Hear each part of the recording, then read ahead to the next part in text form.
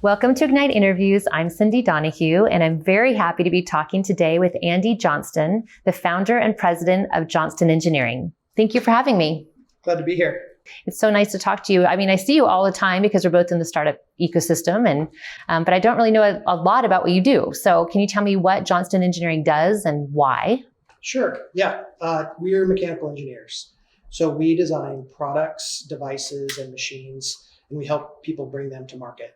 So we'll have someone who wants to bring a new consumer product to market, or a company who needs a machine designed or some automation, but they don't have those engineering design capabilities. So what we do is we provide the design capabilities, the engineering, and we'll do analysis, make sure it's strong enough, and then we'll get the parts and we'll build them. And then that way they know when they get those things to market that it's going to actually work. So you're basically bringing people's ideas that they have. I have this great idea for a company and you're making it happen. Yes. And pulling that out of their head and getting it, like where you're really talking about a napkin sketch, that's how it really starts, is where we're sketching ideas. And then we'll take that sketch and we'll put it into our CAD software so we can actually have a 3D model of it, so we can rotate it and move and zoom and look at it from all kinds of different angles, into where you're really starting to turn it into something that you can make. So how did you become passionate about helping entrepreneurs bring these ideas into the market? Well, I've always been interested in how things work. And since I was young, I would take things apart and try to put them back together and really understand, how do things work? How do they interact? And then I went to school and became an engineer. And then I worked in aerospace, electronics, cooling, and packaging. And it was really bringing new products to market in the aerospace industry. And then 6 years ago, I opened Johnston Engineering. Wow, it's quite the journey that you've had. And so in your experience now, all this experience that you had, what do you think makes the concept become successful? A lot of hard work and tenacity. Really, my customers who are the most successful are really passionate about it. And through all of the process, they need to keep working on the design and all of the things that come up, and we have to communicate and just staying with it and doing the hard work to get through the process. I don't think that the process is really easy, because there's so many individual steps that have to happen, and it's one step that leads to the next step in this long serial process. And so hard work to stick with it is really, I'd say, the most important thing. It's not just the greatest idea. There's lots of great ideas. I mean, fantastic ideas all over, but it's really the ones who can stick with it all the way to the end that are going to be the most successful. So it's really the grit. I mean, running any startup, not just in the design, but in any way. Mm-hmm. And what is the process you go through with entrepreneurs to get them from the napkin sketch all the way to the finished project? Yeah. So if I have someone who wants to bring a new product to market, if it's a consumer product or maybe it's a piece of sporting equipment, first we sit down and we sign a non-disclosure agreement, because we really have to protect our clients' intellectual property. So that is an agreement that says we will not share anything that they have outside of our organization or with people who need to know. Then we'll sketch the idea and we'll talk about the idea and the various different aspects of it. Maybe it's got moving parts or electronics or some frame that has to be designed.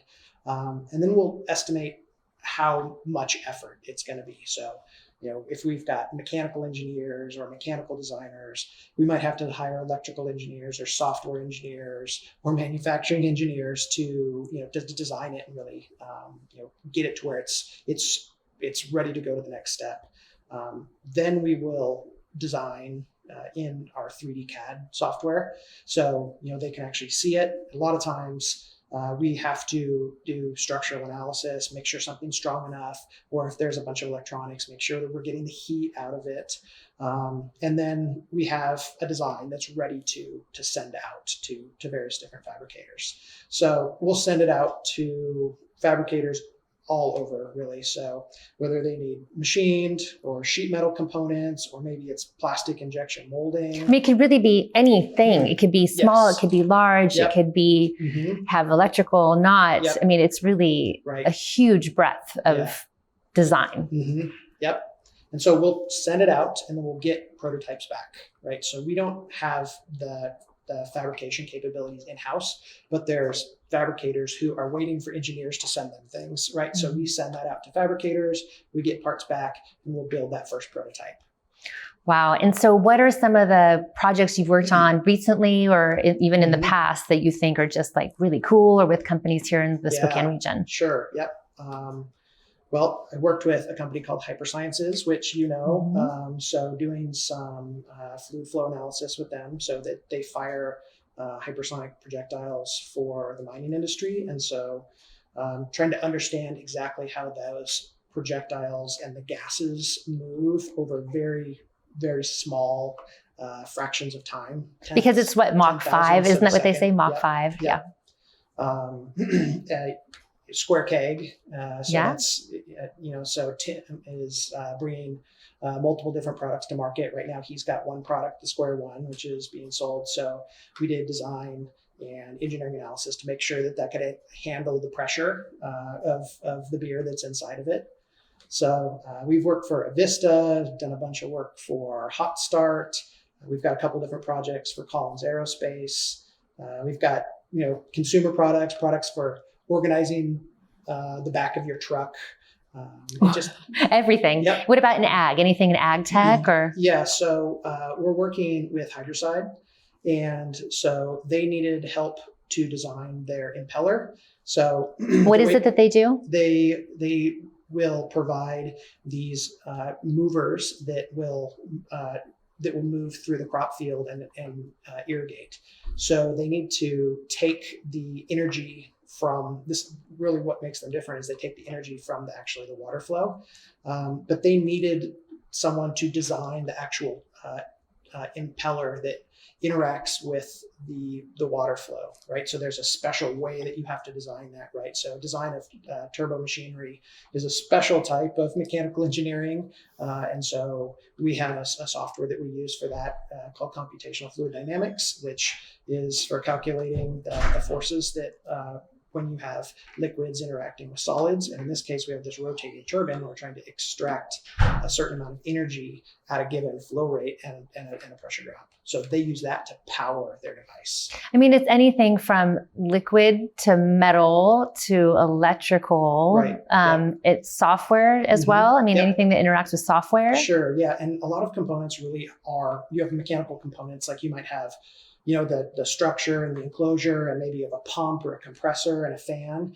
but you need to control those.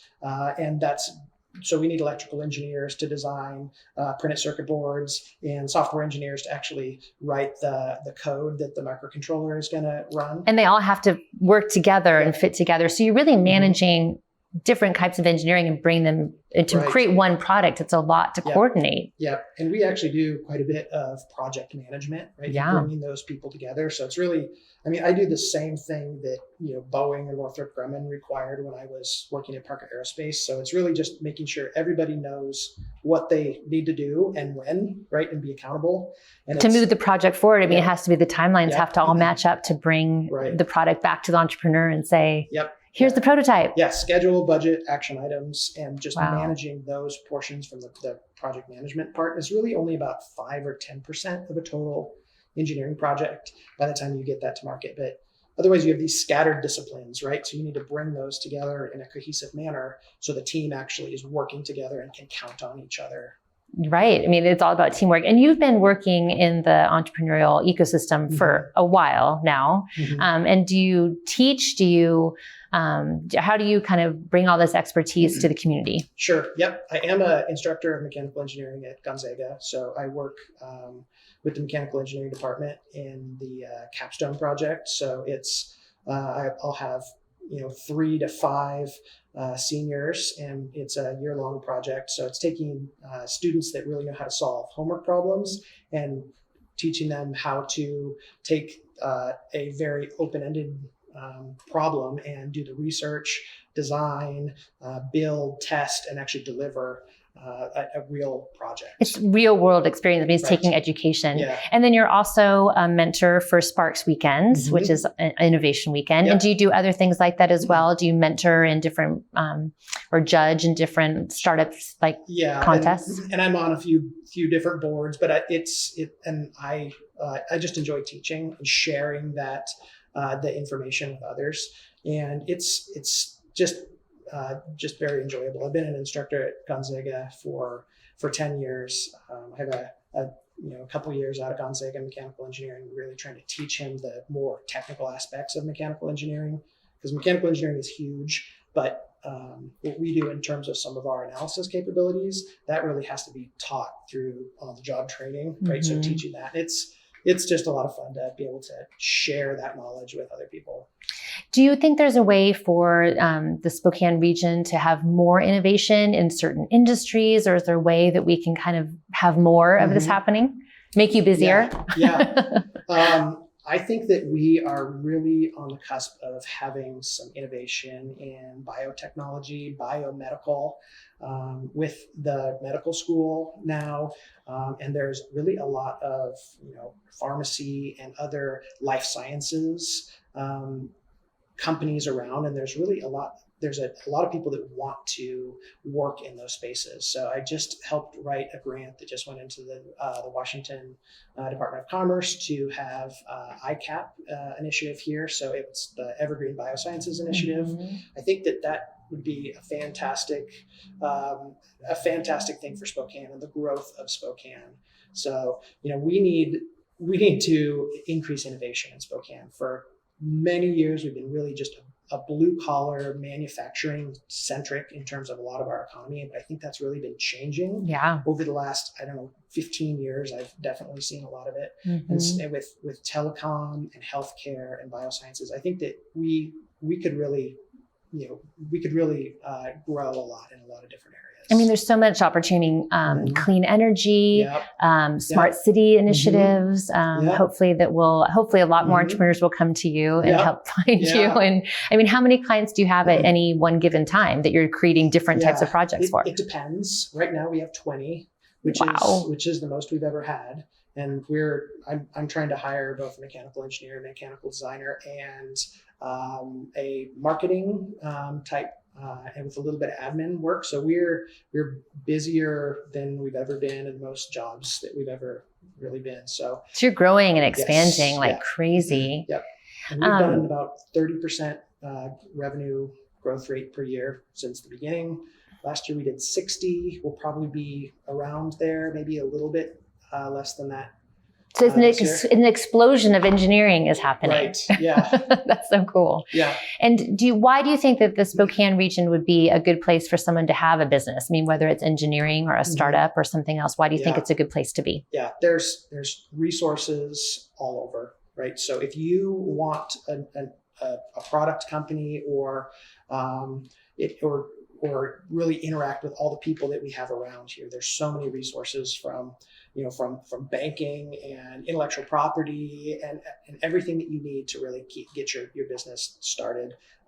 We have lots of manufacturing. It's pretty cheap. The manufacturing, the cost of living, real estate, if you want a place to have your business, the whole package really is a great value with a lot of great talent and smarts here. So Spokane is great for so many reasons.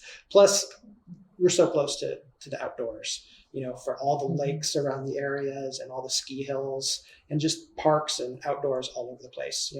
I live 15 minutes from downtown and I'm out in the woods, right? How many other places can you say that you can have that? Yeah, I mean, you can have a life here, right? You can have a life. And I think that a lot of people that, in terms of the mentorship, that you can call almost anyone who's a leader, a business leader in our community in different areas, and you can have a conversation and they want to help you. Yeah, and they will meet with you and help you and give you their time, right? That's unique. It is unique. I think so. And I know you're a little biased because you're from Spokane. I am from Spokane. And born and raised, and you went to Gonzaga. Yep. And how many kids do you have? I have 3. So I have 10-year-old triplets. They just turned 10. So life is very busy. Yep. And are any of them showing signs of being engineers? I think my son could easily be an electrical engineer. Yeah. It's the way he's headed, huh? Yeah. I think engineers are born, right? They're not formed, but you can see that in it. It's a talent. It's the spark and the interest. Yeah. That's so great. Well, thank you for taking the time to talk to me about Johnston Engineering, and I'm glad to learn more about all the projects that you work on. Yeah. Thank you for having me.